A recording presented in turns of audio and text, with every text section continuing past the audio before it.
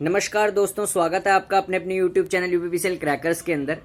तो अब एक टॉपिक पे बात करने वाला हूँ। इससे पहले भी मैंने इस पे वीडियो बनाया था, वो बोर्ड पे बताया था कि जो यूपीपीसीएल जेई की वैकेंसी है, मेरे पे अभी भी बहुत ज़्यादा कमेंट्स आ रहे हैं कि ये कब तक आ सकती है। तो मैं अगर सीधी सी बात बताऊँ तो प्रेजेंट टाइम में यूपीपीसीएल जेई की वैकेंसी का कोई अता पता है ही नहीं।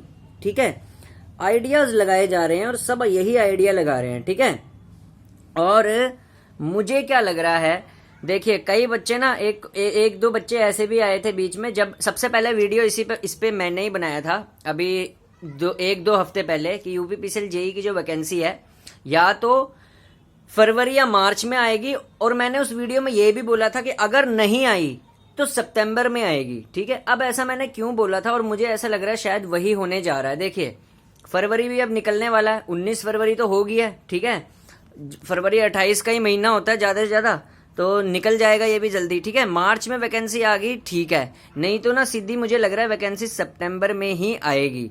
क्यों? क्योंकि मैं आपको एक ना स्ट्रैटेजी बताता हूँ। मुझे ऐसा लग रहा है कि ना इस वैकेंसी को ना थोड़ा सा चुनावी मुद्दे के हिसाब से जोड़ा जाएगा, ऐसा लग रहा है मुझे। ठीक है, क्यों? देखिए 2024 में इलेक्शन है। ठीक है, तो अगर यूपीपीसीएल जेई की वैकेंसी अभी आ जाती है तो बढ़िया है, नहीं आती ना तो फिर इस वैकेंसी को लिंकअप किया जाएगा 2024 के इलेक्शन से, यानी कि फिर इसी वैकेंसी को सितंबर में रिलीज करके और जनवरी 2024 तक रिक्रूटमेंट पूरा किया जाएगा। ठीक है, मुझे ऐसा लग रहा है, मैं अपना अनुमान लगा रहा हूँ, पहले ध्यान से सुन लिया करो मेरा, मैं अपना एक आंकलन लगा रहा हूँ, मैं 100% सही बात नहीं बोल रहा। हो सकता है मार्च अप्रैल में वैकेंसी आ जाए। ठीक है, तो भाई दो ही कंडीशन बनती हैं, या तो मार्च अप्रैल में वैकेंसी आएगी, ठीक है, ठीक है, और अगर इन केस मार्च अप्रैल में वैकेंसी नहीं आई तो देख लेना वैकेंसी पक्का सितंबर में आएगी।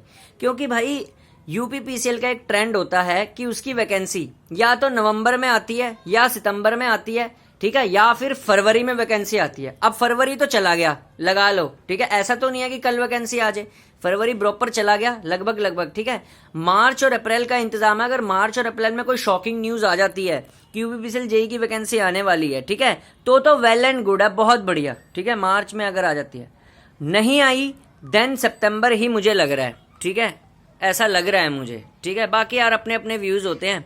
ठीक है, तो ऐसे लग रहा है कि फिर सितंबर में ही आएगी इस साल वैकेंसी। ठीक है, बाकी तैयारी आप अपनी करते रहिए। ठीक है, तैयारी आप करते रहेंगे तो ठीक रहेगा। अब इसी वीडियो में मैं एक मेरे पास कमेंट आया था, मैं उसको भी क्लियर करना चाहता हूँ। एक लड़का पूछ रहा था कि जेई एग्जाम के लिए, जैसे यूपीपीसीएल हो गया, कोई सा भी जेई एग्जाम हो गया पावर ग्रिड का, कितने घंटे पढ़ना चाहिए? भाई घंटे कभी डिसाइड नहीं करते आपने कितने घंटे पढ़ा है। डिसाइड ये करता है पेपर में क्या आने वाला है, आपने उसको पढ़ाया नहीं। एग्जाम्पल लेता हूं, दो लड़के हैं, एक लड़का है ए, दूसरा लड़का है बी। ए लड़के को पता है कि यूपीपीसीएल का सिलेबस क्या है और किस हिसाब से पेपर आता है, तो एक लड़का ए जो है वो अगर 3 या 4 घंटे भी प्रॉपरली पढ़ता है ना रोज, ठीक है, ठीक है, तो वो तब भी एग्जाम निकाल लेगा। अब दूसरा है भाई लड़का बी लड़के को ये नहीं पता कि भाई यूपीपीसीएल का सिलेबस थोड़ा सा चेंज हो चुका है, उसमें नए सब्जेक्ट्स भी आ रहे हैं, न्यू क्वेश्चन भी आ रहे हैं, कंसेप्चुअल क्वेश्चन पूछे जा रहे हैं, टॉपिक की समझ होनी चाहिए तब पेपर निकलेगा। वो क्या कर रहा है, वो पुराने ही क्वेश्चन घिसी जा रहा है। ठीक है, तो बी क्या करेगा, बी पढ़ेगा 17 घंटे, ठीक है, और पेपर में लेके आएगा 95 नंबर। ठीक है, और ए, ठीक है, ए ने किया, क्या बोलते हैं, ए ने किया कम संघर्ष, लेकिन उसको पता था कि पेपर में क्या आने वाला है, तो ए सिलेक्ट हो जाएगा। तो अब यहां से मतलब क्या हुआ इस स्टोरी से, यार कौन सा पेपर के लिए कितना पढ़ना है ये कभी तो आवर्स डिसाइड करते ही नहीं है। ये तो कभी मैटर करता ही नहीं कि आप किस पेपर के लिए कितना घंटे पढ़ रहे हो। पेपर 3-4 घंटे पढ़ने से भी आराम से निकल सकता है, पेपर 17 घंटे पढ़ने से भी नहीं निकल सकता। ठीक है, पेपर को निकालने के लिए हमेशा 3 फैक्टर्स इंपॉर्टेंट होते हैं। एक, प्रॉपर आपके पास वो होना चाहिए, क्या बोलते हैं, प्रॉपर आपको पास पता होना चाहिए आपको कि सिलेबस में अब प्रॉपर अपडेटेड सिलेबस होना चाहिए, पहला तो आपके पास। ठीक है, पहला, ठीक है। दूसरा क्या होना चाहिए, कि आपके टॉपिक्स की रिवीजन अच्छी होनी चाहिए, ठीक है। तीसरा आपके पास क्या होना चाहिए कि जिस दिन आप पेपर देने जा रहे हैं उस दिन आप एग्जाम प्रेशर को कैसे हैंडल करते हैं, ठीक है। ये एग्जाम प्रेशर की भी मैं बात बता दूं, इससे आपको क्लियर हो जाएगा। मान लो कोई लड़का 17 घंटे पढ़ता है, वैसे तो 17 घंटे कोई पढ़ ही नहीं सकता, जो अगर 17 घंटे पढ़ गया ना वो पागल हो जाएगा, ठीक है। ब्रेन की टेंडेंसी 5 या 6 घंटे से ज्यादा पढ़ने की नहीं होती, ठीक है ना, ठीक है। 17 घंटे पढ़ के कोई फायदा नहीं होता, पहले ही मैं आपको बता रहा हूं, ठीक है।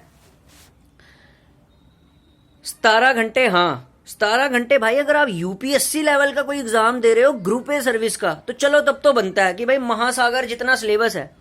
यूपीपीसीएल जैसे एग्जाम में जहां पे लक 75% तो सिर्फ मेहनत चलती है, 25% तो लक चलता है, तो ऐसे एग्जाम में जहां 75% मेहनत है प्लस 25% लक भी है, तो इसके लिए 17 घंटे पढ़ने की कोई जरूरत नहीं है। इसके लिए प्रॉपर ट्रैक अगर आपको मालूम हो, प्रॉपर पता हो आपके, ठीक है, जैसे कि आपको सिलेबस पता है, ठीक है, आपकी रिवीजन अच्छी है, ठीक है, और आपकी core plus non core electrical engineering subject पे अच्छी कमांड बन गई है, और प्लस आपके ग्रह नक्षत्र बहुत अच्छे हैं, किस्मत अच्छी है, तो आप 4 to 5 आवर्स पढ़ के भी यूपीपीसीएल जेईई निकाल सकते हैं। और बच्चों ने निकाला भी है। पिछले 2 लगातार साल में कई बच्चे ऐसे भी हैं, उनके इंटरव्यू सुन लेना, उन्होंने सिर्फ 4 to 5 आवर स्टडी के साथ पेपर निकाला। और कई अच्छा जो जॉब करते हैं ना बच्चे, जैसे कई बच्चे प्राइवेट जॉब करते हैं जिनकी फाइनेंशियल कंडीशन बहुत ही ज्यादा पुअर होती है, तो वो क्या करते हैं, प्राइवेट जॉब भी करते हैं साथ में। अब प्राइवेट जॉब का तो इतना टाइट वर्किंग शेड्यूल होता है, लेकिन उसके साथ भी वो बच्चे निकाल देते हैं एग्जाम। तो वो इसीलिए निकाल पाते हैं क्योंकि उनके पास प्रॉपर टेक्निक होती है, उनको पता होता है कि न्यू टाइप्स के क्वेश्चन आ रहे हैं, तो मैं न्यू टाइप के क्वेश्चन करने हैं, थोड़े से पुराने क्वेश्चन पढ़ने हैं, न्यू सब्जेक्ट भी पढ़ के जाने हैं। न्यू सब्जेक्ट जैसे पीएलसी हो गया, स्काडा हो गया, माइक्रो प्रोसेसर हो गया, ये भी हमें पढ़ के जाना है, ठीक है। और इलेक्ट्रॉनिक्स में एनालॉग और डिजिटल भी हमें पढ़ के जानी है, तो उन लड़कों को ये पता होता है। इसीलिए प्राइवेट जॉब के साथ साथ सिर्फ 2 से 3 घंटे के पढ़ने के साथ भी वो बच्चे UPPCL, power grid, SSC JEE सारे एग्जाम निकाल देते हैं। तो ये नहीं कि आप रूम में बैठे बैठे पागल हो रहे हैं, 17 घंटे पढ़ रहे हैं, 18 घंटे, 17-18 घंटे से कभी डिसाइड नहीं होता। इवन गेट जैसा एग्जाम भी ना बच्चे 4 to 5 आवर्स पढ़ के भी निकाल लेते हैं। क्यों? क्योंकि प्रॉपर आपको पता होना चाहिए। तो ऐसा कुछ नहीं है कि आपको कितने आवर्स स्टडी करना है। Study hours depend on your calibre, ठीक है। और स्टडी आवर्स आप इतने रखें कि, हाँ दूसरा एक स्टडी आवर्स कैलिबर पे भी डिपेंड करते हैं आपके, यानी कि जैसे कई बच्चे होते हैं जिनको बहुत जल्दी याद हो जाता है, ठीक है, तो वो क्या कर सकते हैं, अपना टाइम स्पेन थोड़ा सा कम रख सकते हैं। जिनको थोड़ा लेट याद होता है वो क्या कर सकते हैं, रिवीजन का टाइम स्पेन ज्यादा रख सकते हैं, ठीक है।